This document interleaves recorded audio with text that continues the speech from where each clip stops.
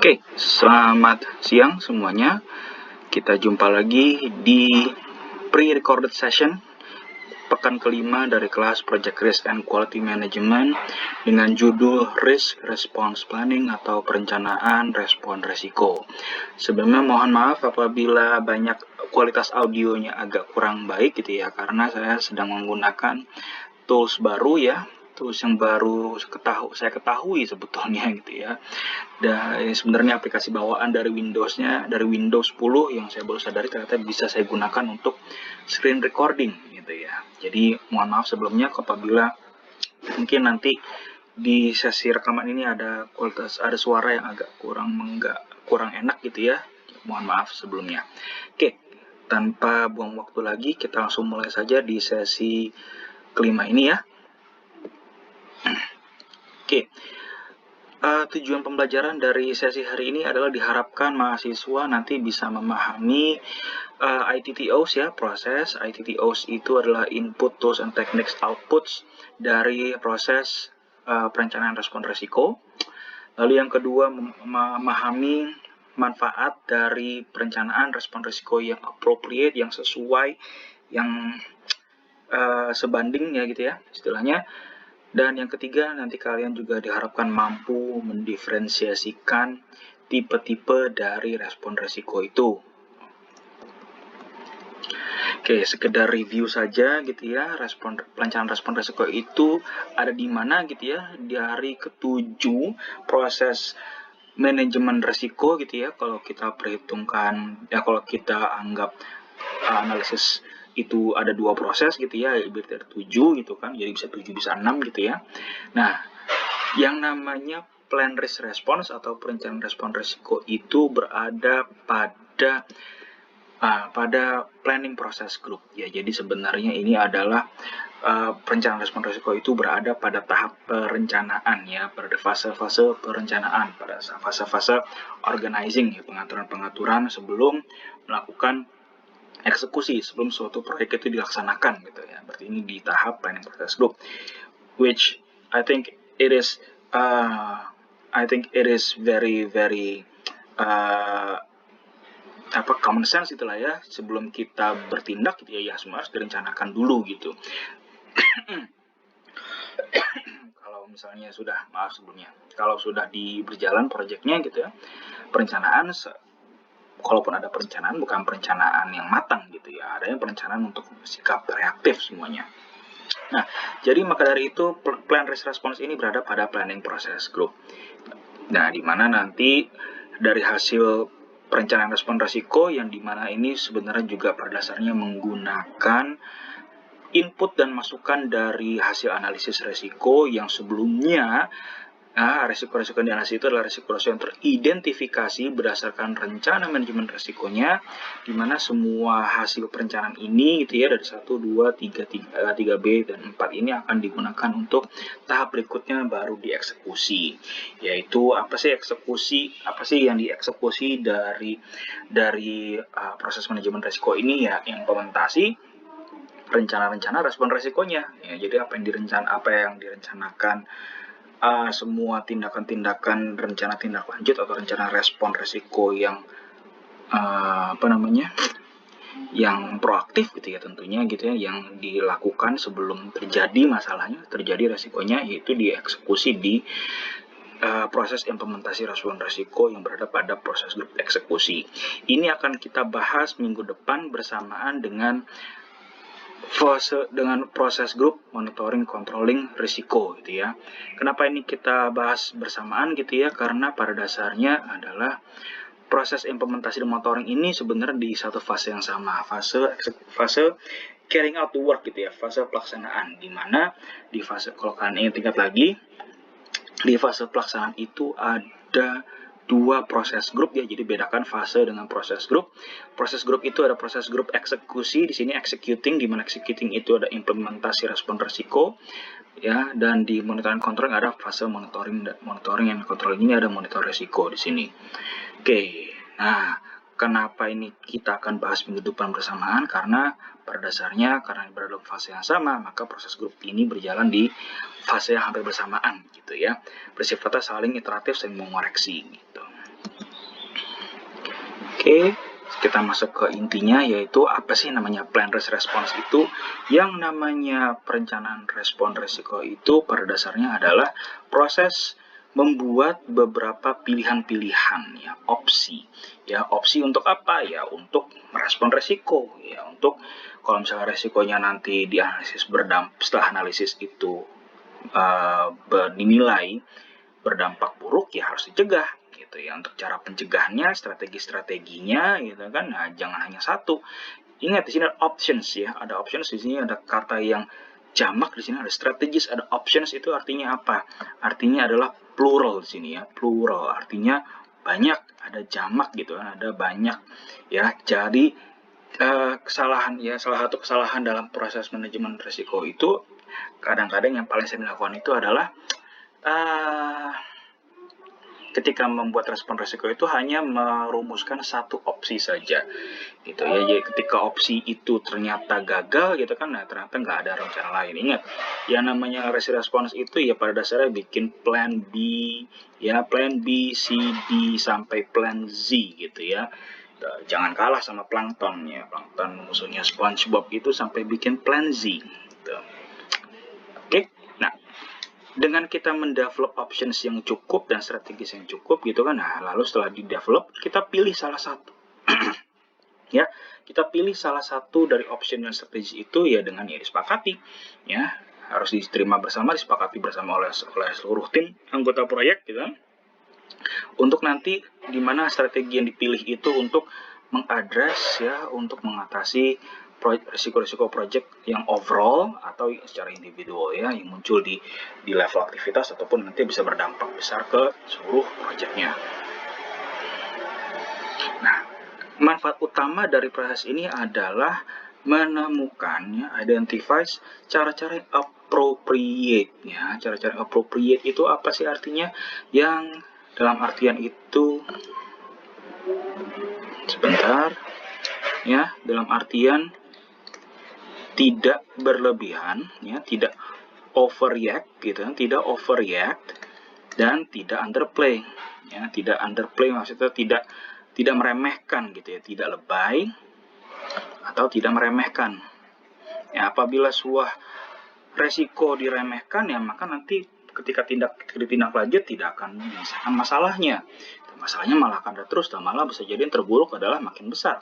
Apabila overreact atau lebay, nah nanti pada akhirnya akan berpengaruh ke berikutnya ya, di mana resource alokasi sumber daya yang dialokasikan itu nanti bisa sia-sia gitu ya. Jadi perencanaan respon risiko appropriate itu dalam artian apa? Sumber daya yang digunakan ya, yang dialokasikan itu digunakan secara apa? Secara efektif dan efisien ya, tidak sia-sia ya, no waste lah ya, nggak boleh sia-sia gitu, nggak boleh berlebihan gitu ya. Dan termasuk juga memasukkan aktivitas-aktivitas respon risiko itu ke dalam project document, termasuk di situ yang terutama yang masukin ke schedule.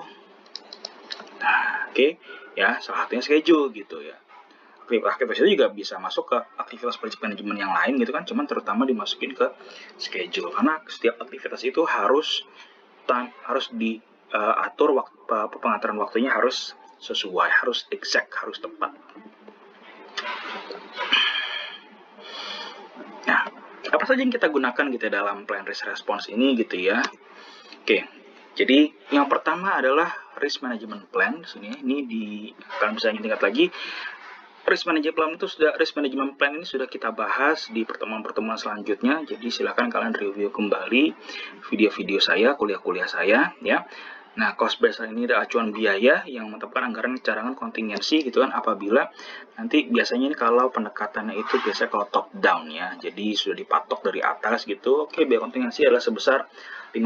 Nah, dengan 5% dari anggaran itu silahkanlah berkreasi untuk meminimalisir resiko, untuk mengelola resiko di situ. Ya. Nanti akan saya jelaskan cara gimana di situ. Oke, lalu yang kedua adalah ada resource management plan, rencana sumber daya ya. Berdasarkan nanti ini akan menentukan person in charge atau risk owner ya, pemilik resiko ya, yang bertanggung jawab terhadap resiko-resiko itu, yang nanti akan menjalankan yang nanti akan mengimplementasikan respon-respon resikonya. Implementationnya itu ada di tanggung jawab mereka gitu. Maka dari itu research management plan menjadi penting juga situ untuk menentukan siapa yang mengerjakan rencana respon resiko ini gitu. Oke, lalu project documents yang diperlukan ada lesson learn register gitu ya, di mana lesson learn ini adalah ya sebenarnya ini proses pembelajaran. Gitu ya. Ini yang kalau kita orang Indonesia yang paling suka kata-katanya itu ada kata-kata hikmah, gitu ya. Hikmah, nah, ambil saja hikmahnya, begitu ada masalah, ambil saja hikmahnya, pelajari saja hikmahnya, gitu kan. Ambil hikmahnya, cuman nggak dicatat hikmahnya, gitu kan, dalam sebuah dokumen, ya nggak ada artinya lah itu namanya ya. Nah, maka dari itu namanya lesson learn register itu adalah semua hikmah yang tercatat, yang terdokumentasikan dengan baik. Yang isinya apa? Sumber-sumber informasi, ya, informasi-informasi terkait apa? Respon resiko efektif itu yang kayak gimana sih untuk resiko-resiko dari proyek-proyek sejenis gitu kan. Kayak namanya proyek gedung kan nggak mungkin cuma dijalankan satu kali gitu kan. Sebuah kontraktor pasti akan menjalankan proyek gedung beribu-ribu kali gitu kan, kalau misalnya sampai banyak sekali gitu kan proyeknya saking lakunya gitu kan. Nah, dari sekian banyak proyek sejenis yang dilakukan sama gitu ya udah jadi makanan sehari-hari, masa nggak ada pelajarannya yang bisa diambil gitu kan. Nah, jangan sampai nanti kesalahan-kesalahan proyek-proyek sebelumnya diulang-ulangin lagi, kesalahan-kesalahan proyek-proyek yang sebelumnya menjadi ya hanya misalnya keledai aja nggak jatuh di lubang sama 2 kali gitu kan. Dari itu perlu namanya lesson learn ya, lesson learn register untuk apa? Supaya kesalahan-kesalahan project yang di masa lalu tidak terjadi, tidak sampai terjadi di project yang saat ini sedang berjalan. Nah, itu menjadi penting di situ. Oke, lalu schedule penempatan respon resiko gitu kan. Ya, jadi sebenarnya ini intinya jangan sampai istilahnya apalagi di jalur kritis gitu ya, di critical path-nya. Ketika kita menerapkan respon resiko di critical path itu yang pada dasar tujuan untuk mencegah jalur kritis ini bertambah panjang malah jadi makin panjang gitu ya. Misalnya bukan yang menyelesaikan masalah malah menambah masalah. Gitu ya. Maka dari itu schedule itu menjadi penting di situ untuk penempatan kapan respon resiko itu harus ditetapkan. Nah, ketika sudah ditetapkan, sudah dijalankan, ya harus masuk ke schedule karena akan menjadi predecessor, akan menjadi preceding activity, ya, menjadi preceding aktivitas pendahulu. Nah, yang kalau sampai tidak dilakukan ya udah alamat-alamat siap-siap aja alamat bakal sejadi ya siap-siap bakal terjadi masalah di situ. Oke, lalu ada resource calendar ya, info ketersediaan sumber daya ya, lalu ada risk register yang sudah dibahas, silakan diingat-ingat lagi gitu ya, sudah dibahas ini ya. Lalu stakeholder register juga sudah dibahas di pertemuan-pertemuan sebelumnya, silakan di review kembali. Nah, hasil dari perencanaan respon risiko itu tentu ya, yang namanya respon risiko itu ya harus memiliki dampak dong ya, harus ada manfaatnya, harus ada benefitnya. Nah, wujud dari perencanaan respon risiko yang efektif yang dilaksanakan itu apa? Adanya suatu proses yang namanya integrated change control. Ada permintaan perubahan, ya, change request, permintaan perubahan, ya. Permintaan perubahan itu diajukan ketika kita mengidentifikasi ada sebuah risk ya yang bisa menjadi isu di kemudian hari yang harus direspon dengan segera. Nah, berarti ya istilahnya ya namanya masalah sebelum terjadi harus ada perubahan dulu. Gitu ya. Perubahan supaya apa? Supaya risk itu tidak menjadi isu. Gitu. Karena kalau misalnya tetap berjalan pada rencana yang sama gitu kan, insya Allah akan terjadi isu dan kita nggak mau itu terjadi. Karena itu butuh yang namanya integrated change control ya. Ini nanti minggu depan akan kita bahas agak lebih mendalam di sini. Pada intinya adalah ketika yang namanya perubahan itu diminta, dia akan mengubah rencana-rencana ini, schedule akan berubah ya, dan cost, quality, resource akan berubah semua di sini.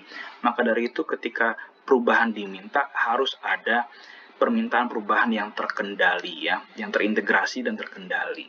Itu pengendalian permintaan perubahan terintegrasi. Kenapa? Karena perubahan-perubahan itu akan memberi dampak pada semua PM plan yang lain di situ.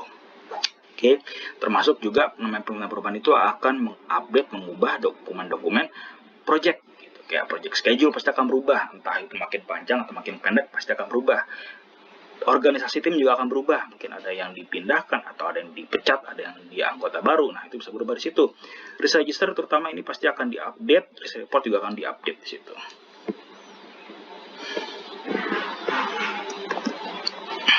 Nah, lalu Apa yang bisa kita gunakan gitu ya untuk merencanakan respon risiko itu? Ya, yang jelas yang pertama yang sudah pasti akan dipakai terus gitu ya adalah expert judgment. Expert judgment itu bisa dari senior level manager gitu ya, dari board of director gitu kan, dari para senior petinggi atasan expert ya, akademisi ya, yang memiliki pengalaman dan expertise gitu ya, kemampuan dan pengalaman di dalam bidang strategi-strategi merespon ancaman gitu ya. Lalu strategi-strategi dalam merespon opportunity itu sebenarnya juga pada dasarnya ini adalah pada dasarnya namanya threat and opportunity itu ingat sudah kita bahas di pertemuan-pertemuan sebelumnya adalah apa? Adalah dua sisi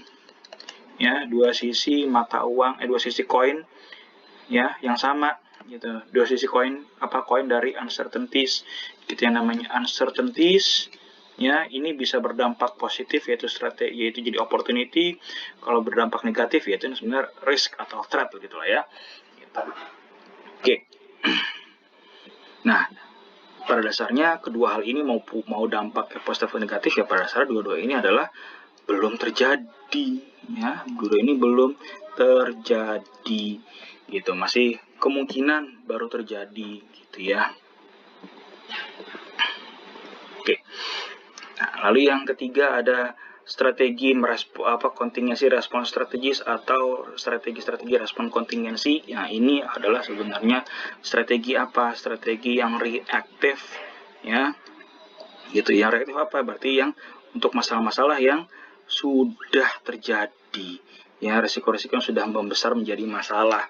Ada rencana contingency gitu atau mitigation plan lah istilahnya gitu.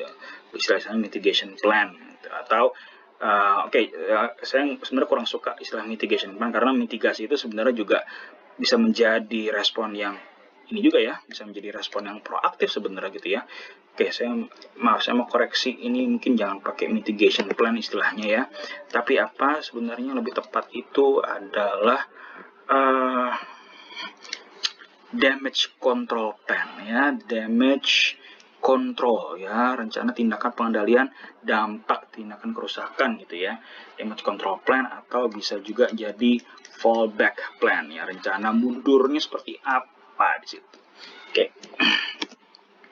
Nah, lalu yang terakhir adalah pengalaman dan expertise di strategi-strategi merespon risiko-risiko proyek secara keseluruhan seperti apa gitu ya.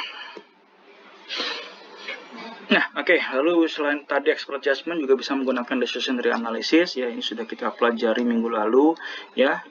Ingat, decision tree analysis itu pada dasarnya apa? Mempertimbangkan beberapa opsi ya, sesuai dengan definisinya yang sebelumnya sudah kita bahas ya di slide awal gitu ya.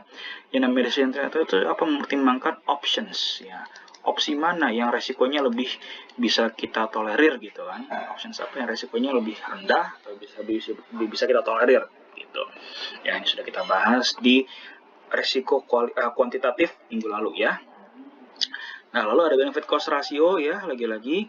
Apa sih benefit cost ratio itu? Nah, benefit cost ratio itu sebenarnya mempertimbangkan biaya yang namanya respon risiko itu pasti akan mengeluarkan biaya. Udah jelas gitu. Tinggal pertanyaannya adalah dengan biaya yang dikeluarkan untuk mencegah sebuah risiko, apakah benefitnya akan lebih besar gitu kan apabila beneficial ya. Di sini ada beneficial, artinya apa?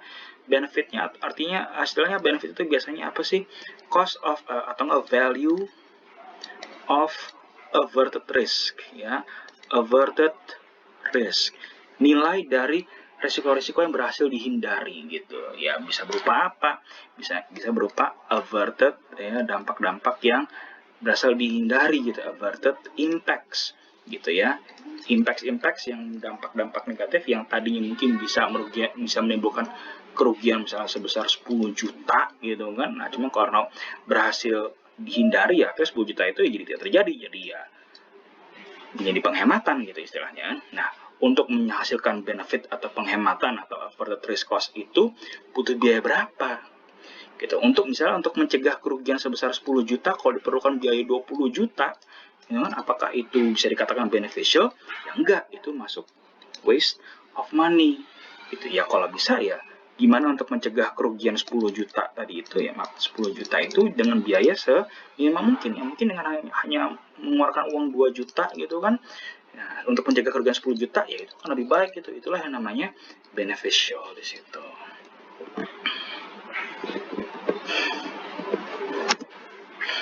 Oke. Nah, untuk merespon resiko itu ada dua hal yang harus kita perhatikan ya. Apa itu namanya risk appetite dan risk tolerance gitu. Risk appetite gitu ya, itu pada dasarnya seperti ini pemahamannya. Pada dasarnya kita itu nggak bisa menghindari atau memitigasi semua resiko. Beberapa resiko itu yang mau nggak mau harus kita terima lah gitu. Jadi nggak masalahnya seberapa kuat kita menerimanya, gitu kan? Seberapa inginnya, seberapa maunya kita menerima resiko itu, menghadapi resiko itu. Ya, jadi risk appetite itu sebenarnya adalah besarnya resiko ya, besarnya resiko yang bisa, yang mau diambil, yang mau dihadapi oleh sebuah organisasi gitu ya. In other words gitu ya, dalam bahasa kita adalah ini namanya risk appetite itu adalah seberapa nekat sebenarnya, seberapa nekat ya, atau seberapa berani sebuah organisasi untuk mengambil resiko itu ya. Bisa jadi ya kenekatan keberanian itu ya pada dasarnya ya kita nggak bisa pungkiri gitu ya. Yang namanya kenekatan keberanian sebuah organisasi mengambil resiko itu tergantung apa? Tergantung modal kapital di belakangnya. Ya, modal kapital tergantung apa? Ya, kenapa BUMN karya itu mau mengambil proyek infrastruktur yang high risk gitu? Mau ngambil proyek infrastruktur yang high risk. Ya, kenapa ya? Karena BUMN itu punya modalnya didukung oleh APBN. Ya, lewat apa? Lewat penanaman modal negara. Jadi, maka mereka berani gitu. Mereka punya risk appetite yang besar gitu. Nah, sedangkan gimana kalau misalnya untuk yang swasta gitu kan? Kalau yang swasta yang dari kontraktor swasta, kenapa mereka bisa dikatakan appetite-nya agak rendah ya? Karena mereka modalnya siapa yang memiliki? Ya, para pemegang saham. Ya, yang lebih apa, yang lebih ya lebih maunya apa, perspektifnya adalah ya dapat untung, dapat gain sebesar mungkin gitu kan, dengan risk yang serendah mungkin. Udah itu udah suatu tabiat lah ya, yang nggak salah juga ya. Emang kita pada dasarnya sangat manusiawi maunya seperti itu. Ya, yang namanya organisasi ini ya semuanya itu dijalankan oleh manusia ya, manusia yang punya rasa takut tuh ya. Jadi nggak salah sebenarnya. Nah, contohnya misalnya seperti ini. Dihadapkan ada sebuah pilihan gini. Kalian bisa memilih ya, bisa mengambil, ada kemungkinan seperti ini. Saya berikan saat ini juga gitu ya. Saat ini juga saya berikan ada 1 billion ya, 1 miliar US dollar. Saat ini juga saya berikan pasti 100%. Gitu. 100% saya langsung berikan. Atau kalian mau memilih ya opsi yang kedua, saya ada kemungkinan saya ada uang 2 billion ya, 2 billion US dollar. Nah, cuman ada kemungkinan 50% kalian nggak dapatkan apa-apa. Mau pilih yang mana? Gitu. Kalau kalian memilih yang ini, udah kalian hanya mengantongi 1 billion US dollar. That's it. Kalau yang ini, ya ada kemungkinan 50% kalian mengantongi 2 kali lipat daripada teman-teman kalian memilih yang ini. Tapi ada juga kemungkinan 50% kalian nggak mendapatkan apa-apa. Gitu.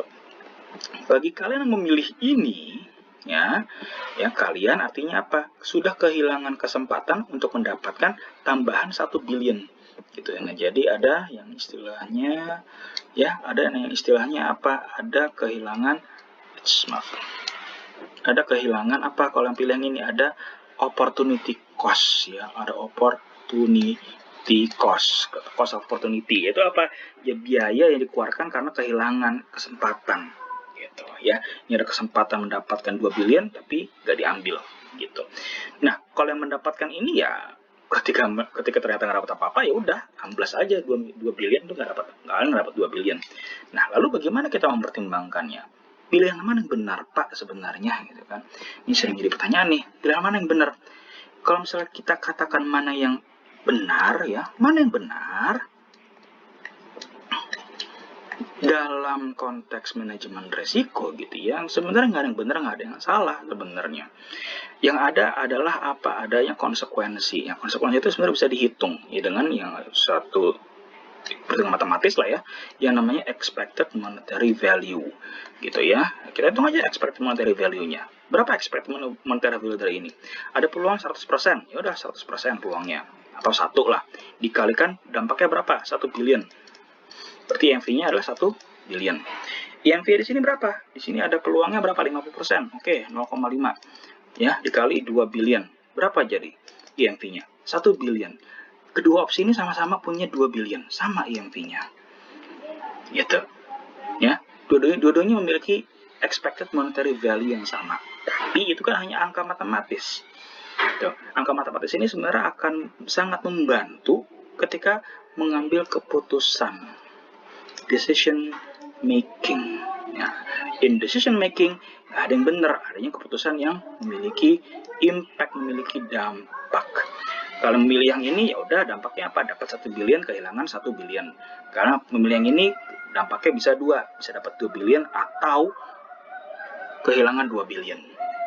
Pilihnya tergantung appetite risk kalian seperti apa. Nah, karena beberapa organisasi bisa jadi mereka itu mau mengambil resiko yang cukup besar untuk mendapatkan reward yang cukup besar juga. Ya, ini istilahnya yang high risk, high return gitu ya. Kalau yang hobi main saham gitu ya, hobi investasi, udah paham bener lah sama ini gitu kan. Mereka siap mengambil siap rugi gitu, siap merugi apabila ketika misalnya harga sahamnya jeblok gitu misalnya kan ya. Tapi mereka akan mengambil keuntungan besar gitu apabila di saat mereka lagi untung, sahamnya lagi naik. Nah, itu high risk high return di situ. Cuman saya nggak akan bahas ke situ lah, itu konteks manajemen risikonya berbeda. Nah, kalau yang mau main aman ya udahlah, itu istilahnya pemain-pemain yang konservatif lah istilahnya. Nah, sedangkan apa itu risk tolerance? Ya, risk tolerance itu adalah resiko-resiko yang bisa kita toleransi, kita tolerir, terima gitu. Ada kerugian yang udah terjadi, istilahnya kalau ketika terjadi itu berapa besar yang bisa kita terima. Tuh, mau usahanya seberapa besar apapun, berapa besar yang bisa kita terima, gitu ya. Kalau misalnya toleransinya kecil gitu kan, kerugian sekecil apapun ya, dampak negatif sekecil apapun kita akan gak bisa terima, itu istilahnya risk tolerance-nya itu kecil. Nah, kalau misalnya kita siap rugi besar gitu kan, itu bisa jadi karena toleransinya besar. Gitu. Jadi perspektifnya namanya risk appetite itu ketika masalah belum terjadi, ya. Kalau toleransi itu ketika resikonya sudah terjadi.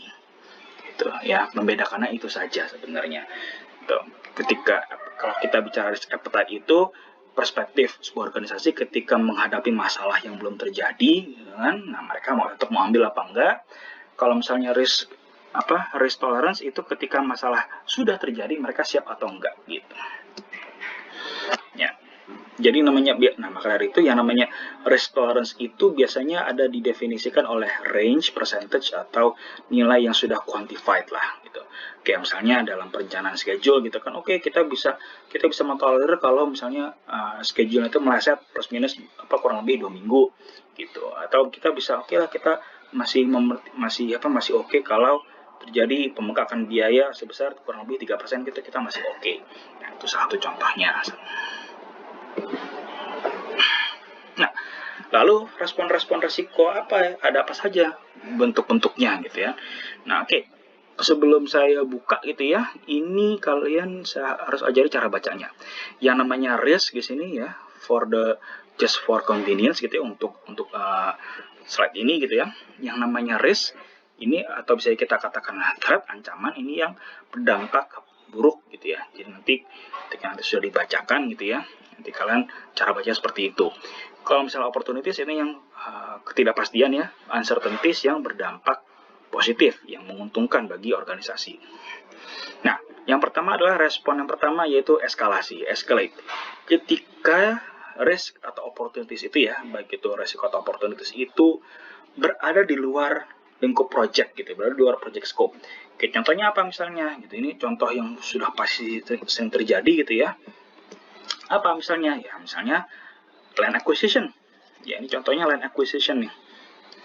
Ya, pembebasan lahan itu pada dasarnya punya siapa sih? Punya owner, gitu ya, punya owner project gitu. Bukan masalahnya si kontraktor. Ketika kontraktor menghadapi masalah tidak bisa mengakses lahan karena ada lahannya belum bebas gitu, karena ada land acquisition ini gitu kan. Nah, masalah itu kemudian dieskalasikan ke owner. Owner, kita nggak bisa kerja nih di sini nih karena lahannya belum bebas, kita dilarang masuk ke lahan. Nah, itu menjadi tanggung jawabnya si owner karena pembebasan itu di luar dari lingkup proyeknya si kontraktor. Nah, dulu jadi pernah ada apa namanya penelitian skripsi senior kalian ya, itu siapa ya, namanya tahun dia angkatan 2014, meneliti bagaimana behaviornya BUMN gitu ya, behavior BUMN karya untuk merespon resiko yang sifatnya design build gitu, untuk project-project design build. Itu ditemukan banyak sekali yang responnya itu nanti akan kita temukan di sini ya. Ada namanya resikonya accept. Ya, menerima resiko. Padahal kalau misalnya waktu itu kenapa? Mungkin saya lanjutkan dulu aja ya, karena ini penjelasan ini nanti akan sebenarnya akan lebih nyambung kalau sampai selesai gitu ya. Oke, jadi saya lanjutkan dulu aja deh. Oke. Nah, lalu yang kedua ada avoid atau exploit. Avoid itu untuk resiko-resiko yang dampaknya negatif gitu. Ya, sebuah respon itu bisa di avoid ya, dihindari gitu. Untuk apa biasanya?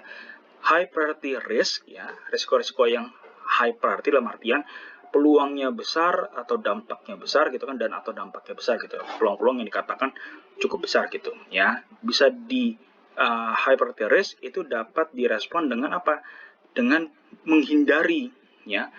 Dihindari dengan apa? Dengan mengeliminir ya, sama sekali dieliminasi gitu, baik dampaknya apa atau peluangnya gitu. Namanya mengeliminate resiko itu ya, ingat yang namanya risk itu adalah peluang ya, probability dikali impact. Probability itu antara 0 ya, besar 0 ya sampai 1. Nah, kalau ketika dia namanya eliminate itu, yang namanya probability itu bisa ditekan sampai ke 0. Dalam artian apa? Tidak diambil sama sekali. Gitu ya, tidak diambil sama sekali. Dalam artian apa misalnya? Nih, yang contoh, reducing the project scope. Nah, mengurangi lingkup projectnya itu. Misalnya ada project gedung, misalnya project gedung di sini, gitu. Kontraknya ada kontrak untuk kerjaan struktur sama arsitektur, gitu. Struktur, arsitektur sama MEP. Kontraktor bisa saja mengambil ketiga-tiganya, cuman si organisasi kontraktor ini mereka nggak punya ahli di bidang arsitektur sama MEP. Ya udah, ambil aja strukturnya. Lingkup arsitektur sama MEP diserahkan ke kontraktor lain. Kenapa? Karena mereka nggak mau mengambil resiko-resiko yang ada di lingkup arsitektur dan MEP. Mereka hanya mampu di struktur saja. Itu boleh seperti itu ya. Jadi avoiding ya, itu istilahnya avoiding. Atau sebaliknya ya, bisa jadi namanya ini dieksploitasi. Dalam artian apa? Ya, opportunities yang peluangnya ini yang bernilai cukup besar gitu kan, memiliki opportunity yang bisa menambah keuntungan banyak gitu kan, bisa diambil gitu. Dengan apa? Dengan cara menambah. Satu contoh di sini menambah lingkup project. Dengan contoh sama misalnya tadi tuh, ada tender untuk paket pekerjaan gedung gitu ya, gedung ada struktur, arsitektur sama MEP misalnya. Gitu. Ya, ini 3 tender yang berbeda gitu. Nah, ada sebuah organisasi kontraktor yang punya kemampuan tiga-tiganya. Mereka nggak hanya mengikuti satu, tapi mereka mengambil untuk yang tender ikut arsitektur, mereka ikut tender. MEP juga ikut tender juga. Mau dikerjakan, mau diambil semua, mau disikat habis semuanya. Gitu. Sehingga kalau misalnya tidak dapat tiga-tiganya, ya mereka untung besar. Nah, itu kalau dieksploitasi salah satu contohnya. Gitu. Ya, atau bisa juga tadi sini nih, ya. Ada sini ada contoh extending atau expediting gitu ya. Kalau avoiding itu bisa ini terkait schedule gitu ya.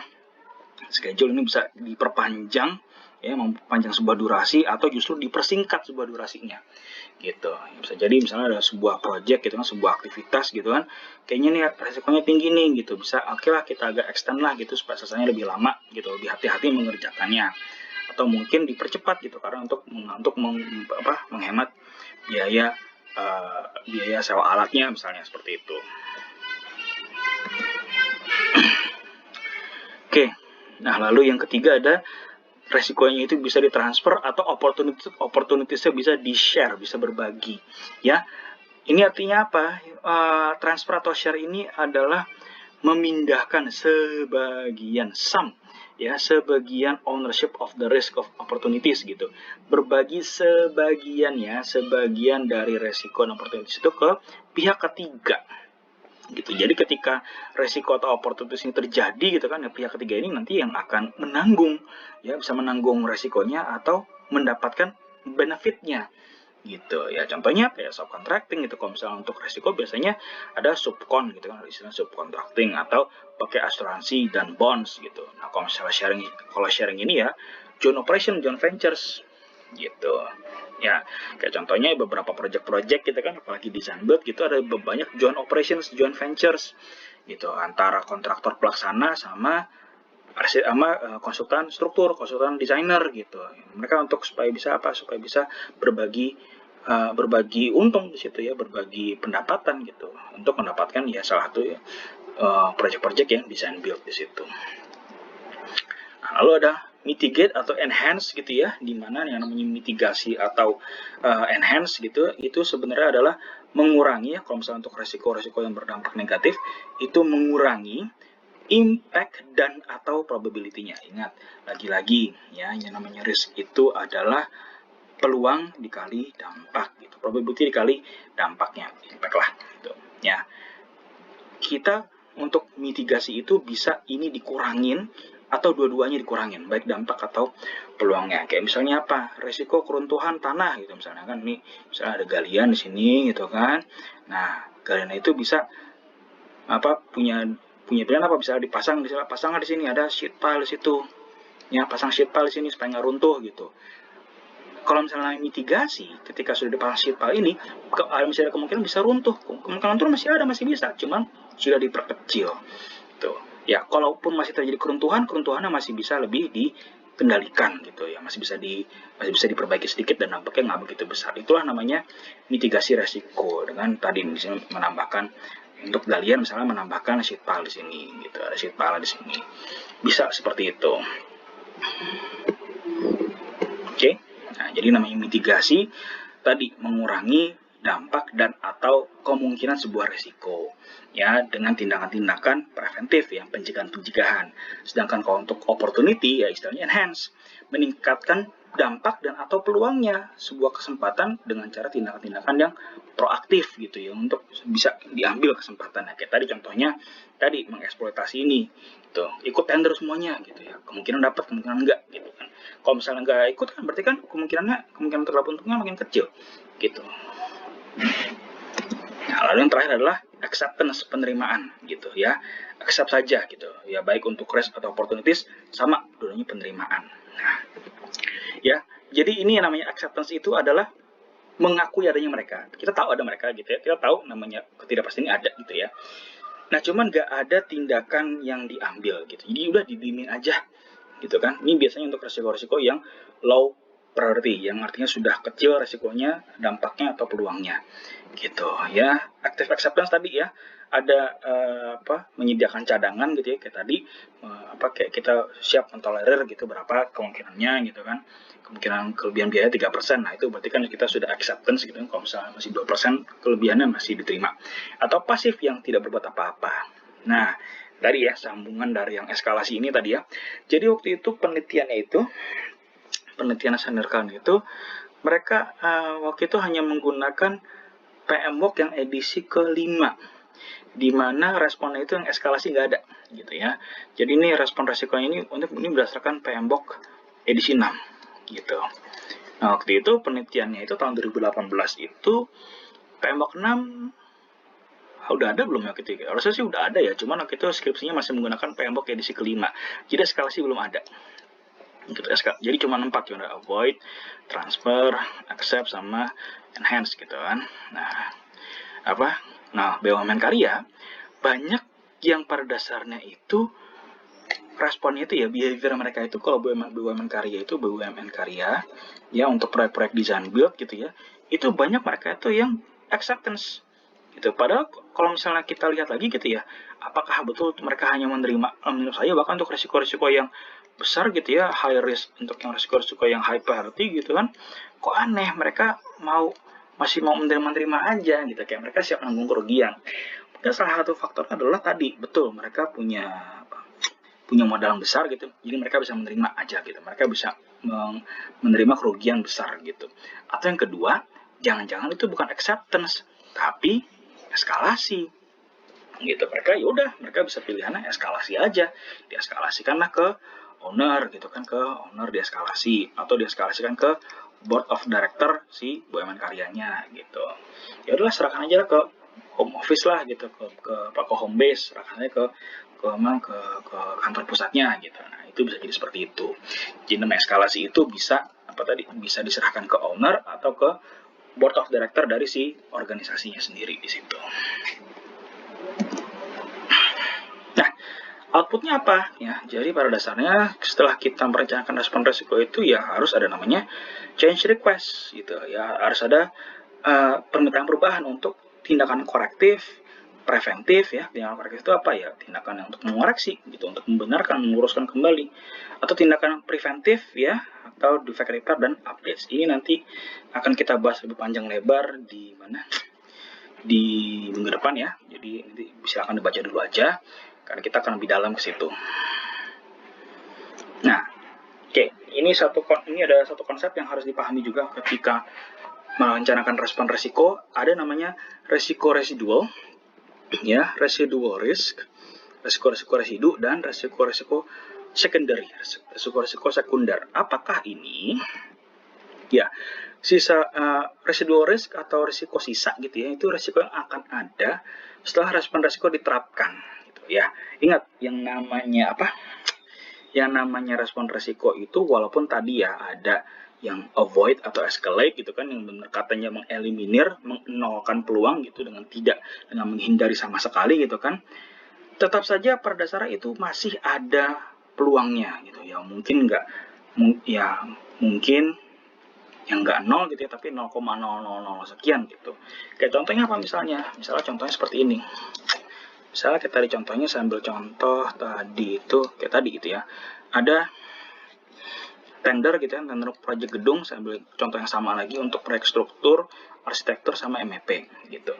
Si kontraktor ini hanya mengambil struktur saja gitu ya. Kenapa? Karena mereka nggak mau menanggung kerugian akibat resiko yang ada di arsitektur atau di MEP gitu. Apakah itu artinya mereka aman dari resiko-resiko arsitektur dan MEP? Ya belum tentu juga gitu ya. Ketika mereka avoid gitu ya, mereka menghindari ini semua, menghindari resiko arsitektural dan kerjaan MEP gitu kan, mereka hanya mengerjakan struktur, mereka bisa jadi masih dihadapkan oleh resiko-resiko dari stakeholder, kontraktor arsitektur dan kontraktor MEP. Entah ini mereka tiba-tiba si kontraktor ini dituntut sama arsitek gitu kan, atau diklaim gitu, ini kerjaan lu nggak beres nih, ganggu kerjaan gue gitu kan. Atau sebaliknya, kerjaan struktural mereka tahu-tahu dirusak karena ada kerjaan MEP gitu misalnya. Nah, jadi masih bisa ada gitu, walaupun sangat-sangat kecil dan lebih manageable gitu ya.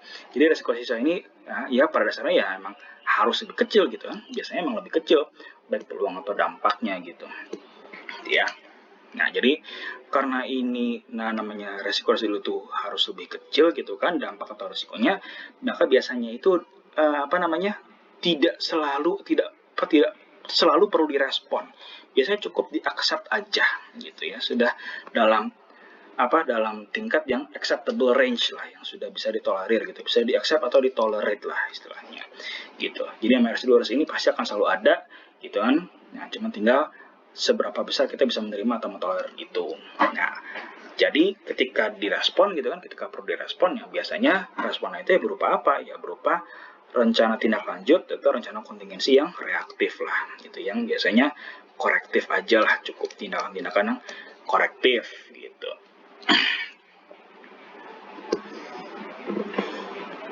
Oke. Nah, lalu apakah itu secondary risk gitu kan? Ini resiko-resiko yang bersumber dari respon resiko primary yang utama gitu ya. Jadi tadi seperti sudah saya jelaskan gitu ya, ada namanya decision tree gitu kan. Nah, ketika membuat sebuah keputusan gitu, sebuah pilihan, ya semua pilihan itu pasti ada resiko-resikonya gitu ya. Yaitulah namanya resiko-resiko secondary gitu. Implementasi aktivitas tindakan manajemen resiko itu ya bisa berhasil, bisa gagal gitu. Jadi ketika kita nanti sudah sudah memutuskan implementasinya seperti apa, ya bukan berarti kita aman 100%. Karena namanya implementasi itu ya bisa berhasil, bisa gagal gitu. Ketika gagal ya terjadilah secondary risk-nya itu. Nah, cara memperlakukannya seperti apa ya? Seperti resiko primernya. Diidentifikasi, ya, catat dalam sebuah risk register yang baru gitu kan, diupdate risk registernya, dianalisis, lalu direncanakan respon secara proaktif gitu. Jadi ada plan A, harus ada plan B, harus ada plan C, plan D sampai plan Y gitu. Plan Z itu apa? Plan Z itu adalah fallback plan, rencana mundurnya gitu. Fallback plan seperti itu.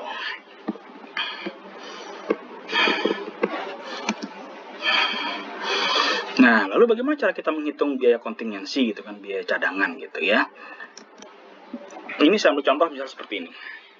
Ini ada sebuah aktivitas proyek gitu kan. Nah, yang ada di sini bisa teridentifikasi bisa seperti ini. Oke, aktivitas ini ada peluang keterlambatan akibat produktivitas alat gitu kan. Produktivitas alat menurun gitu. Mungkin jadi karena kerusakan atau apa gitu, ada peluang 30%. Sehingga terjadi pemakaman biaya 200 juta.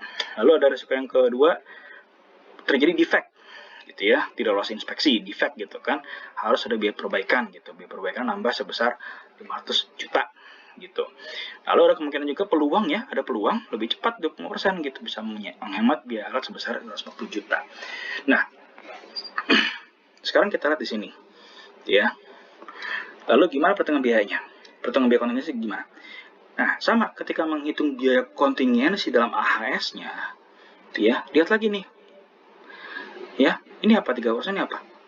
Probability ya. Probability dikali sama ini apa? Ini impact, dampaknya. Ya, gitu. Lagi-lagi perkalian antara probability dengan impact, yaitu besaran cost of risk-nya. Ini cost of risk ya. Inilah yang namanya kontingensi cost. Cost kontingensi, biaya kontingensi. Tuh. Ya, ini namanya biaya kontingensi. Ya, peluang dikali dampak, peluang dikali dampak, peluang dikali dampak. Pak, ini kok minus, Pak? Iya, karena di sini kita perjanjiannya kalau positif itu adalah biaya nambah, ya. Kalau negatif itu artinya apa? Saving, penghematan gitu. Mau dibalik silahkan, gitu ya. Ini ada peluang penghematan biaya, pengurangan biaya gitu. Nah, jadi kalau dihitung-hitung ya, untuk aktivitas ini gitu ya, suatu aktivitas yang menggunakan ada alat beratnya ya, ada alat beratnya, lalu ada apa nih, ada ini untuk di produknya gitu kan, kualitinya, ini juga alat berat lagi di situ. Oke, berarti berapa? Biaya kontingensinya adalah yang 60 juta tambah 70 juta dikurangi 60 juta. Jadi adalah biaya kontingensi 75 juta di situ. Jadi bisa jadi dalam AHS-nya ya, harga satuan itu bertambah sebesar 75 juta gitu. Per apa yang nggak tahu gitu. Ini hanya contoh aja sebenarnya. Oke. Ya. Nah, jadi seperti itu. Nah, ini kalau di AHS seperti ini. Oke. Nah, lalu biaya kontingensi itu larinya di mana sih Pak sebenarnya gitu ya? Nah, oke. Ingat nih ya, ini mata kuliah manajemen biaya ya yang semester lalu ya, yang namanya biaya proyek gitu ya, rencana anggaran pelaksanaan, ini biaya langsung ya. Biaya langsung itu yang terdiri dari biaya harga satuan tiap aktivitas gitu ya, activity estimate ini harga satuan semua nih, harga satuan, biaya paket pekerjaan gitu kan, lalu biaya pengendali lalu pengendaliannya, kontrol account-nya, inilah yang namanya direct cost. Direct cost ditambah biaya tak langsung, ditambah biaya kontingensi eskalasi yang tadi sudah kita hitung, nah itulah yang namanya acuan biaya di situ. Oke, ini acuan biaya yang jangan sampai meleset. Kalau sampai cost baseline ini meleset, ya beresikonya adalah ya nggak ada biaya kontingensi, nggak ada biaya cadangan, nggak bisa digaji atau nggak bisa produksi. Itu aja peluangnya di situ. Jadi hati-hatilah di situ ya. Jadi biaya kontingensi ini yang tadi kita sudah pelajari barusan di slide sebelumnya, itu masuk ke acuan biaya di situ. Oke. Nah, namanya anggaran proyek RAB yaitu acuan biaya ditambah manajemen reserve gitu kan, itu yang namanya project budget. Inilah yang akan kemudian ditenderkan, ini akan diajukan untuk tender. Nah, biaya kontingensi ini berada di bawah kendali tim proyek, gitu ya. Ini di bawah kendali si PM, project manager yang langsung, untuk resiko-resiko teridentifikasi. Nah, maka dari itu nanti project tugas kelompok project kalian itu ya kalian harus menghitung ini nanti nih. Ini nanti akan pengen saya lihat acuan biaya kalian nanti berubah apa enggak tuh. Ya, wujud perubahannya seperti apa dan kenapa kok bisa berubah? Apa yang mendasari adanya perubahan biaya itu? Nah, itu yang mau saya melihat di situ ya. Nah, sedangkan ini ya, biaya ini di bawah kendali manajemen atau board of director home base gitu ya, untuk yang risiko-risikonya kejadian luar biasa, yang unknown lah istilahnya, kita benar-benar nggak tahu kejadian. Oke. Nah, lalu untuk merangkumnya tadi, untuk summarize ya, jadi namanya respon risiko itu perlu direncanakan dengan baik ya, jadi tidak berlebihan, tidak efektif dari cara yang sudah saya ajarkan ya, dengan tadi menghitung peluang-peluang yang ada sehingga terjadilah dapatlah tadi biaya-biaya kontingensinya, tidak mensia-siakan sumber daya yang ada gitu. Ini bener nggak ya ngajarannya? Mensia-siakan ya, menghabiskan sumber daya yang ada gitu. Nah, lalu 5 jenis respon risiko atau peluang di sini ya, itu yang bisa kalian pilih di situ. Oke, terima kasih atas perhatiannya. Sampai jumpa minggu depan di sesi yang live recording ya. Oke, terima kasih. Sampai jumpa minggu depan.